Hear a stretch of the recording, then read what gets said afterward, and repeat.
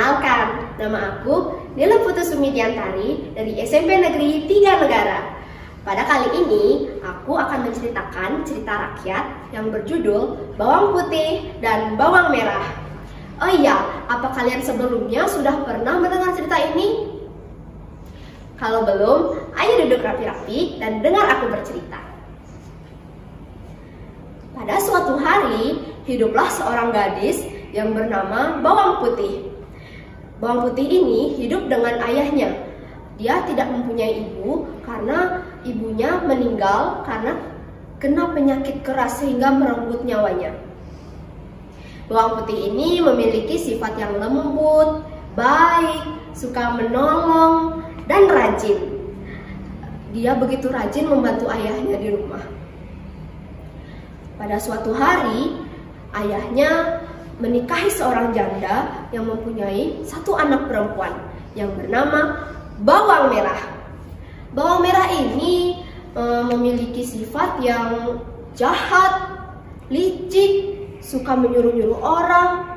Begitu juga dengan ibu tirinya yang licik dan juga suka menyuruh-nyuruh orang. Padahal ayahnya menikahi seorang janda tersebut untuk menemani Bawang Putih di rumah supaya tidak kesepian saat ayahnya bekerja. Tapi sayang sekali di rumah Bawang Putih malah disuruh-suruh menyapu, mengepel, mencuci. Kasihan sekali bukan?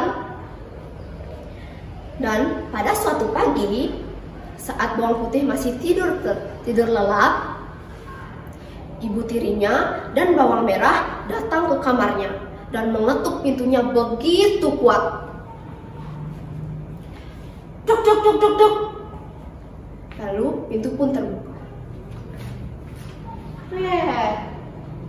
Ada apa, Ibu? Bawang Putih, udah jam berapa ini? Kamu masih tidur? Enak-enak sekali kamu. Maaf, Ibu. Bangun kamu, cucikan pakaian kita berdua.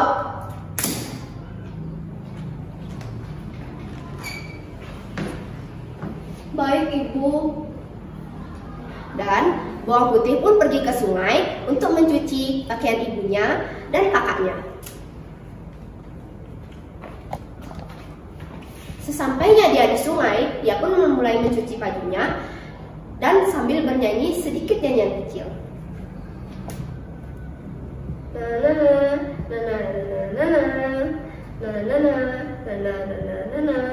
Dan tanpa dia sadari, selendang merah kesayangan ibunya itu hanyut begitu saja. Dan dia pun panik. Bagaimana ini? Selendang ibu hanyut. Di mana selendang ibu? Aku sangat takut sekali pada ibu. Dia pun merasa kebingungan. Dia pun mencari-cari selendang itu, menyusuri sungai-sungai. Di mana selendang ibu? Aku sangat takut dimarah oleh ibu. Bagaimana ini? Karena hari sudah mulai sore, dia pun menyerah dan dia pun memilih pulang. Dia pulang dengan rasa campur aduk dan ketakutan. Bagaimana ini? Apa aku akan dimarah oleh ibu? Sepi sekali. Aku tidak bisa menemukan selendang ibu.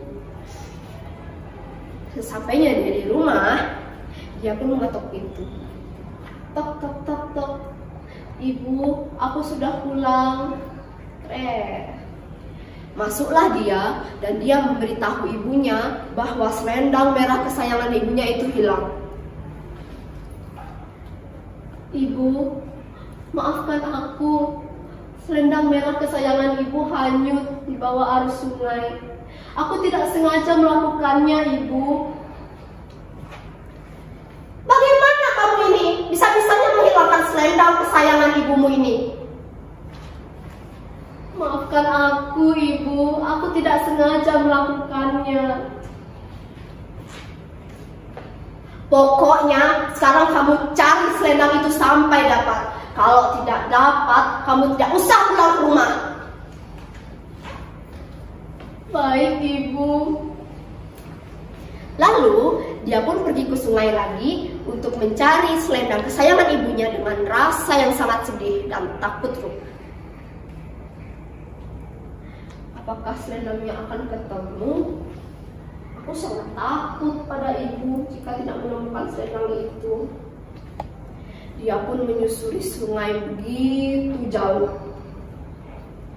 Lalu dia tidak sengaja menemukan sebuah gubuk yang dia tidak tahu isinya itu apa. Dia pun mengetok pintu gubuk itu. Tok tok tok tok tok. Permisi, apa ada orang di dalam? Tok tok tok tok tok tok. Kret. Ada apa, Nak? Siapa kamu? Ada apa yang kamu cari malam-malam begini, Nak? Nek, aku bawang putih. Bolehkah aku menginap di rumahmu? Tadi aku mencari selendang ibuku yang hanyut, tapi aku tidak menemukannya. Jadi, apakah aku boleh bermalam di rumahmu? Tentu boleh, bawang putih. Tapi, apakah selendang ibumu itu berwarna merah, Nak? Iya, Nek. Selendang ibuku berwarna merah. Apa Nenek melihatnya? Iya, Nak. Nenek melihatnya. Sayang sekali. Nenek padahal sudah menyukai selendang itu. Ingin Nenek pakai, tapi tidak apa-apa. Kamu boleh mengambil selendang itu, tapi dengan satu syarat. Kamu harus menemani Nenek selama seminggu. Iya, Nek, aku mau menemani Nenek selama seminggu di sini. Baik, Nak. Ayo masuk ke rumah Nenek. Bawang putih pun masuk ke rumah nenek itu dan tinggal selama seminggu di sana. Di sana dia berbuat sangat rajin, membantu nenek itu, entah itu menyapu, mencuci, membersihkan rumah, dan lain-lain. Lalu sudah seminggu lah bawang putih tinggal di sana. Dan nenek itu pun memanggil bawang putih. Nak Putih, kemari Nak, kemari.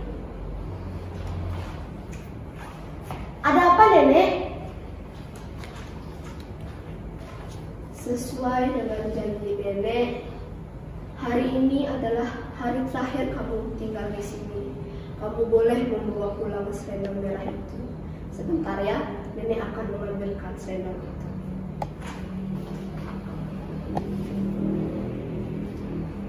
Ini Nak, silakan bawa pulang. Terima kasih, Nek.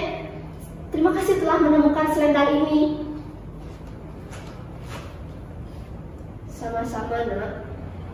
Tapi pilihlah salah satu dari dua labu ini untuk kamu bawa pulang. Tidak usah, Nek. Labu itu untuk Nenek saja. Nenek mohon, pilihlah satu saja. Baiklah, Nek, aku akan memilih satu yang kecil saja. Takutnya nanti aku di jalan nggak bisa bawa, Nek. Bawang putih pun mengambil labu yang paling kecil untuk dibawa pulang. Dia memilih labu yang paling kecil karena dia berpikiran supaya dia tidak menyusahkannya di jalan. Karena jika dia memilih yang besar, itu akan berat dan susah dibawa pulang. Dia pun pulang dengan senang hati. Tentunya dia pulang dengan mengucapkan terima kasih dan sampai jumpa kepada nenek itu. Dia pun berjalan pulang dengan hati yang senang. Akhirnya aku menemukan selendang ibu. Apakah ibu sekarang akan berhenti memarahiku? Sesampainya dia di rumah, dia pun mengetok pintu. Tok tok tok tok. Ibu, sudah menemukan selendang ibu.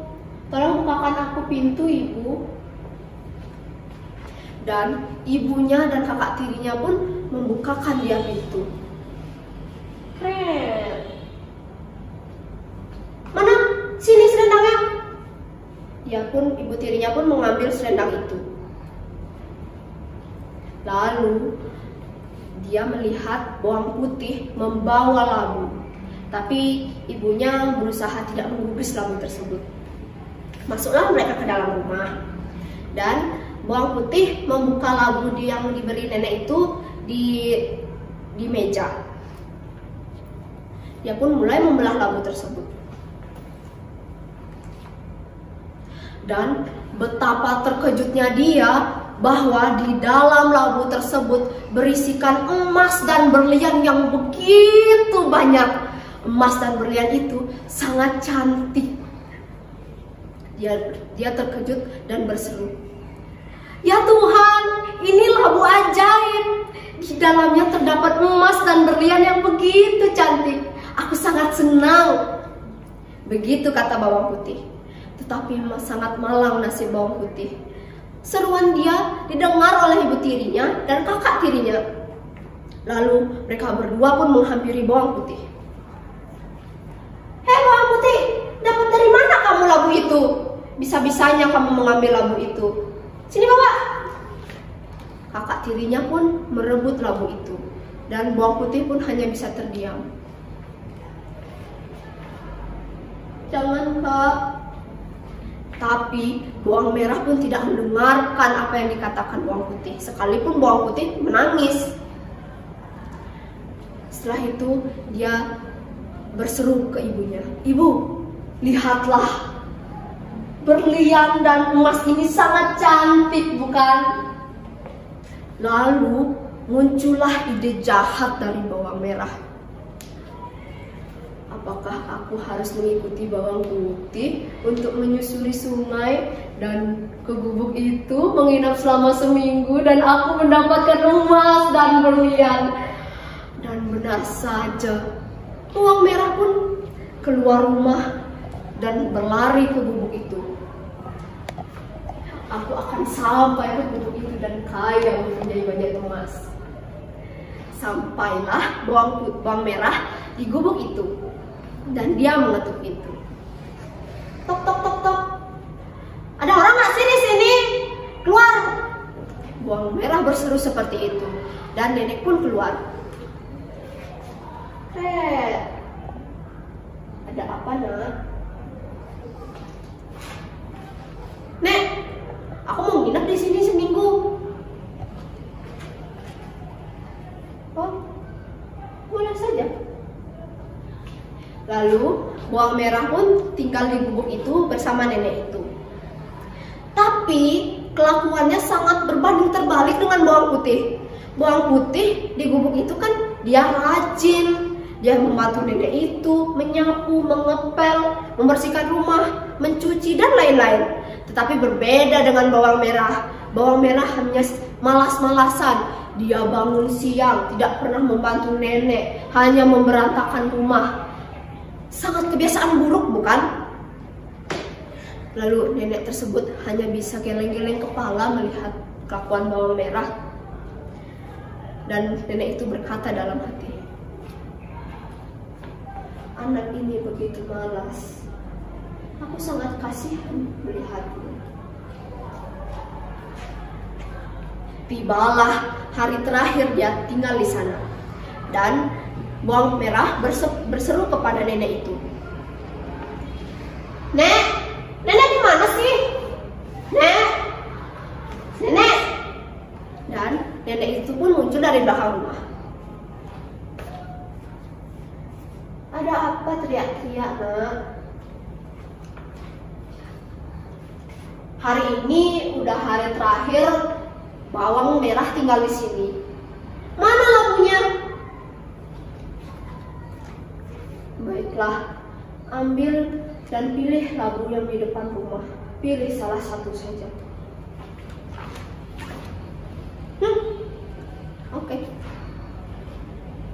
Dan bawang merah pun memilih salah satu dari kedua labu itu. dia mengambil yang paling besar.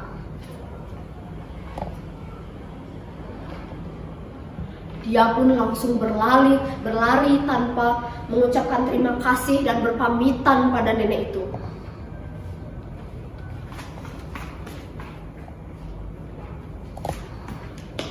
Sesampainya bawang merah di rumah, dia pun langsung memanggil ibunya dengan berbisik-bisik supaya tidak diketahui oleh bawang putih. Ibu di mana? Aku sudah mendapatkan labu ini, Bu. Aku sudah mengambil labu besar, Ibu. Ibu. Lalu ibunya pun datang. Bagus, nak, bagus. Ayo kita masuk ke ruangan supaya tidak diketahui oleh bawang putih. Ayo, Bu, ayo. Lalu mereka berdua pun masuk ke dalam ruangan dan mengunci pintunya. Ayo, Bu, kita belah. Lalu mereka berdua pun membelah labu itu. Dan betapa terkejutnya mereka berdua, ternyata isinya bukan emas dan berlian, apalagi permata. Ternyata isinya berbagai hewan yang berbisa, seperti ular dan kalajengking. Mereka pun berteriak, "Tolong, tolong, ular, ada ular, bagaimana ini kak isinya ular sih?" Dia pun berteriak seperti itu. Dan dia pun kaget karena di dalamnya itu bukan emas atau berlian isi di dalamnya. Dan tanpa dia sadari, dia pun dipatuk oleh ular yang sangat berbahaya, yang berbisa, yang beracun. Dipatuk. Tolong, aku dipatuk ular, tolong, sakit banget, tolong. Mereka berdua yang dipatuk ular dan mereka pun meninggal dunia. Itulah balasan untuk orang yang serakah dan licik. Jadi kita tidak boleh berperilaku seperti itu ya teman-teman, karena itu perbuatan yang jahat. Dan pesan dari cerita kali ini, kita tidak boleh menjadi orang yang licik, yang jahat, karena itu akan membawa karma buruk bagi kita. Oke, berakhir sudah cerita kita hari ini. Semoga kalian suka dengan apa yang aku ceritakan, dan sampai jumpa pada waktu berikutnya. Dadah!